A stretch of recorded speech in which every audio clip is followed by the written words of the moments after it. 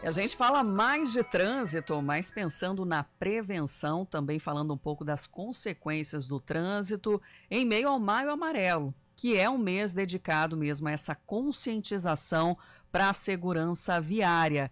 E a gente fez um convite especial para falar também do trabalho necessário pensando em evitar acidentes e também a questão do impacto na saúde pública.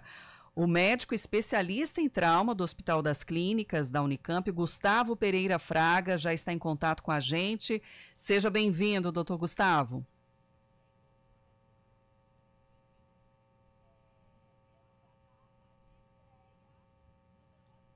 Não consegue nos ouvir, doutor Gustavo?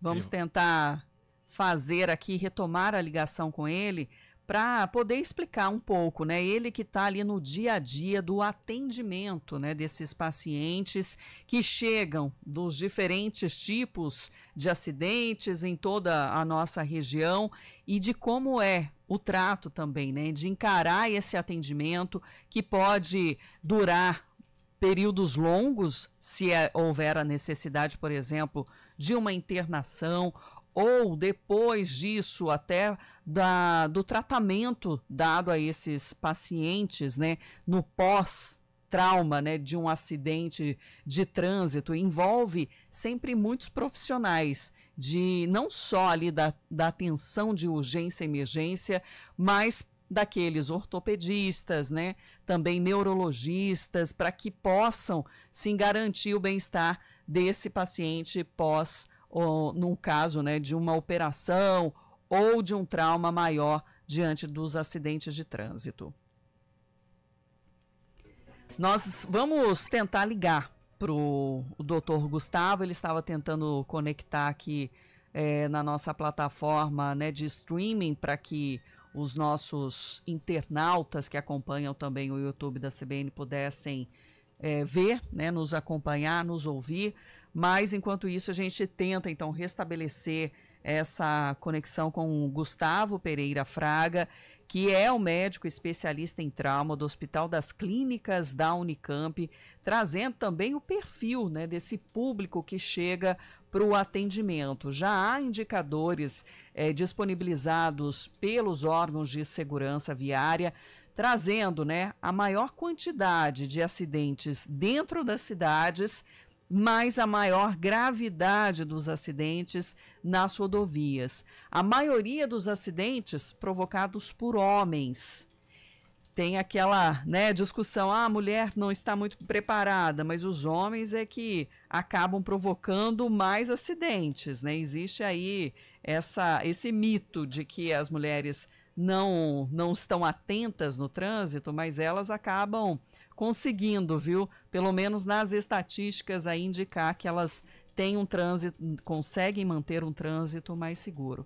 E o trânsito, gente, não é só de motoristas, né? Não é só de ciclistas, né? De pedestre, todo mundo acaba compondo essa mobilidade, esse trânsito.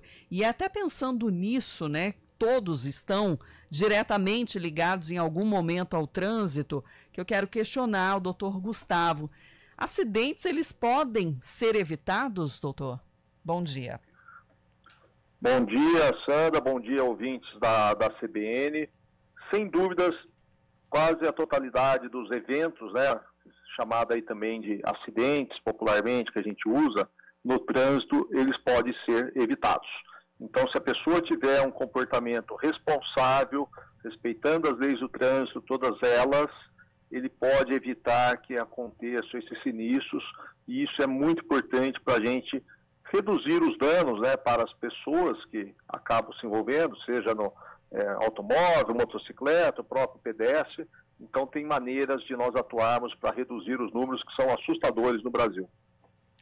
E aí, pensando, né, na quantidade de acidentes que a gente até reporta aqui diariamente, né, e das condições também que envolvem os acidentes, né, nesse atendimento aos acidentados, quais são os tipos, né, de sequelas, o perfil de quem chega no pronto atendimento?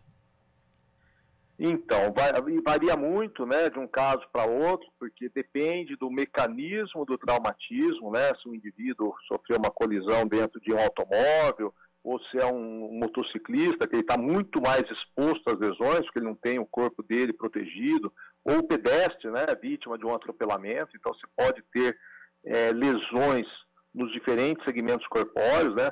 Existem casos de baixa complexidade, de baixa gravidade, né, quando é uma colisão de motocicleta em baixa velocidade, que o indivíduo tem, às vezes, algumas escoriações pelo corpo, ele nem procura atendimento médico hospitalar, né, ele acaba indo para casa, não procura atendimento, mas no nosso município, como os grandes centros do Brasil, nós temos equipes treinadas para fazer o atendimento pré-hospitalar, que a gente chama, na cena, logo após a ocorrência do evento. Então, o SAMU 192, ele deve ser acionado para casos de maior gravidade. Tem também o Corpo de Bombeiros 93, mas geralmente é o SAMU que faz o primeiro atendimento. E vai ter um atendimento na cena pela equipe de pré-hospitalar e vai ser direcionado para os diferentes hospitais em cada município, de acordo com a complexidade de lesões que o paciente pode apresentar. Para nós, é um paciente. Trauma é uma doença. Uma vez acontecendo o sinistro, né, o acidente, entre aspas, o indivíduo está doente devido a esse problema que é a causa externa. E temos que ter equipes treinadas para o devido atendimento a cada uma das vítimas. Doutor, bom dia. O senhor é especialista em trauma, né? O senhor sabe dizer, assim, de qual que é o percentual de pacientes que o senhor atende que são oriundos de acidentes ou sinistros de trânsito, como chamam também, né? Porque existem várias formas que uma pessoa pode sofrer um trauma, seja na prática esportiva, enfim, outras modalidades, mas a maioria é de pessoas vítimas de acidentes ou não? Como que o senhor vê isso? Perfeito, excelente pergunta. Isso varia muito, né, de uma região para outra, mas na cidade de Campinas, a maioria das vítimas de causas externas nos dias atuais são devidas ao trânsito. Por isso que é importante essas campanhas de conscientização da população, né, para a gente tentar minimizar o número de eventos e a procura do atendimento médico, não só nos hospitais públicos, mas também nos hospitais privados que atendem os pacientes de saúde suplementar, conveniados, eles são atendidos também nos hospitais devido a essas lesões traumáticas. E tem também os pronto atendimentos em Campinas, né, que estão bem estruturados, as UPAs para fazer o atendimento dos casos de menor gravidade. Então, infelizmente, o trânsito é o que mais predomina nos dias atuais, né? Mas, paralelamente, está tendo também muitos casos de atendimento de trauma em idosos, devido à queda, que é um mecanismo específico, né? Porque é um paciente que tem outras doenças associadas, complexas. Então, nós temos que ter o sistema de urgência e emergência preparado para o atendimento dessas vítimas, isso é fundamental, né? E nós temos que ter os profissionais capacitados para isso, né? Nós temos que treinar esses especialistas que vão fazer atendimento, principalmente os casos mais graves, porque às vezes para atender um único paciente num hospital terciário, né? Eu atuo lá no HC da Unicamp e também no Centro de Trauma do Hospital Veracruz, às vezes você tem que ter 6, 8, 10 especialistas diferentes para atender um traumatizado grave. Então, o hospital precisa estar muito bem estruturado para fazer esse atendimento. Pensando nessa rede de apoio, né, que o senhor citou aí, de ser aquele primeiro atendimento mesmo às vítimas, temos esse preparo, temos uma boa rede de socorro, pensando nesse atendimento, né, de multiprofissionais para ajudar na sobrevida e minimizar também as sequelas? Temos. Na região metropolitana de Campinas, nós temos sim uma boa estrutura, mas temos muito que avançar ainda. E quando a gente fala em organizar um sistema de atendimento ao traumatizado, isso está dentro de uma rede de urgência e emergência, nós temos que valorizar 4 pilares principais. O primeiro pilar é prevenção, por isso que campanhas como a do Maio Amarelo são fundamentais para a conscientização da população. O segundo pilar é o atendimento pré-hospitalar, porque levar o doente grave para o hospital que vai dar o tratamento definitivo num espaço de tempo menor possível, aumenta a chance de sobrevida desse caso grave. Então, é um atendimento pré-hospitalar. O terceiro, que é já mais complexo, que é a estruturação dos serviços hospitalares. Então nós temos que ter uma rede integrada entre os hospitais, né? No caso do município de Campinas, nós temos como referência o Hospital de Clínicas da Unicamp, o Hospital Municipal Dr. Mário Gatti, o Hospital da PUC Campinas, e atualmente o Complexo Hospitalar do Ouro Verde também faz parte do atendimento desses doentes traumatizados. Tem equipes de plantão lá de cirurgiões com formação em trauma, ortopedista, neurocirurgiões, radiologistas com tomógrafo funcionando 24 horas do dia, centro cirúrgico com anestesiologista, unidade de terapia intensiva. Você está vendo? Eu estou citando vários especialistas que estão envolvidos, às vezes, no atendimento de um único caso, né? Eu costumo pegar o motociclista, que são os casos mais graves que nós temos. Então, fazemos atendimento hospitalar com diferentes especialidades e diferentes áreas da saúde, que não é só a equipe médica. Temos que lembrar do valioso trabalho dos profissionais de enfermagem, que estão lá no dia a dia cuidando desses pacientes, os profissionais de fisioterapia, psicologia, são várias áreas da saúde envolvidas.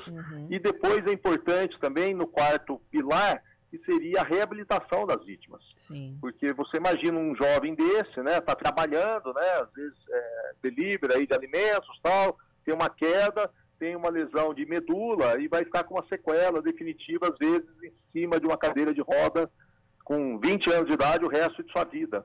Então nós temos que promover a reabilitação desse jovem e a reintegração dele na sociedade, né, atividade laboral, porque geralmente essas pessoas têm as suas famílias e depende desses indivíduos para o sustento das suas famílias. Então, é um complexo sistema, né, e o que está tendo no Rio Grande do Sul nada mais é do que causa externa, aquela tragédia do desastre que está tendo no Rio Grande do Sul. Não é trânsito, nada a ver com trânsito, mas isso mostra como o nosso país precisa se preparar melhor para o enfrentamento dessas situações. Muitos caminhamos já no Brasil, mas tem muito por fazer ainda. E, doutor, falando desses acidentes de trânsito ainda, né? O senhor sabe citar assim, um tempo médio, mais ou menos, de internação das vítimas em geral e quanto custa mais ou menos cada uma dessas vítimas também em média? Claro que cada caso é um caso, tem gente que é atendido e já vai embora no mesmo dia, tem gente que fica um mês, mas existe alguma média? O senhor consegue mensurar isso? Então, existe, né? Existe sim, mas eu fico triste quando você me faz essa pergunta e eu não consigo te dar uma resposta com precisão. Porque para mim te dar essa resposta com precisão, nós precisaríamos ter um sistema organizado na região nossa aqui, que nós tivéssemos um banco de dados completo, que a gente chama de registro de trauma. Assim como tem lá nos Estados Unidos, no Canadá, eles têm um registro de trauma, que eles têm epidemiologia, eles têm o número de eventos em cada hospital que é admitido, com mecanismo de trauma, e aí você tem a média de internação e o custo hospitalar, coisa que no Brasil é mais difícil, que a gente tem o hospital público e tem a saúde suplementar, que é o hospital privado, né? Uma coisa que é muito importante é a conscientização dos gestores dos hospitais privados, que esses hospitais precisam fazer parte do sistema de atendimento. Eu trabalho a maior parte do meu tempo num hospital público e às vezes a sobrecarga de atendimento nos finais de semana, porque aí entra a questão da prevenção, né? Álcool e direção, ainda é o campeão na sexta-feira e no sábado, os eventos em consequência de consumo de bebida alcoólica. Então, apesar de haver uma legislação muito rígida no país relacionada a isso, ainda é muito frequente a gente atender vítimas alcoolizadas nos finais de semana, porque não existe uma conscientização da população para isso ainda. Eles só vão se despertar depois que aconteceu o evento, mas aí não tem como voltar atrás, né? Não dá para voltar uma fita no tempo. Então, a atuação com a prevenção é isso que faz o movimento Maio Amarelo, conscientizar a sociedade de maneira geral sobre os danos no trânsito, que as pessoas acham que nunca vai acontecer consigo, né? Colidir o automóvel, mas até ela pegar o celular dela para ler uma mensagem que acabou de chegar, enquanto está dirigindo, uma distração de 1 a 2 segundos pode ser o suficiente para gerar essa colisão, esse sinistro. Então, a conscientização através da prevenção é fundamental e o custo é alto, viu? Infelizmente, o custo é muito alto porque sobrecarrega, principalmente os casos graves, as unidades de terapia intensiva, as UTIs e os hospitais públicos, principalmente, eles são bastante sobrecarregados para atender jovens vítimas de traumatismo, que a população é um indivíduo jovem, saudável, né? Que não tinha nada e subitamente fica doente, entre aspas. Dr. Gustavo Pereira Fraga, médico especialista em trauma do Hospital das Clínicas da Unicamp. Obrigada por compartilhar da sua experiência e trazer um pouco mais de reflexão também para os nossos ouvintes. Muito obrigado e contamos com a divulgação aí da CBN, das ações do Maio Amarelo, que são muitos ao longo desse mês. Espaço sempre aberto. Obrigada.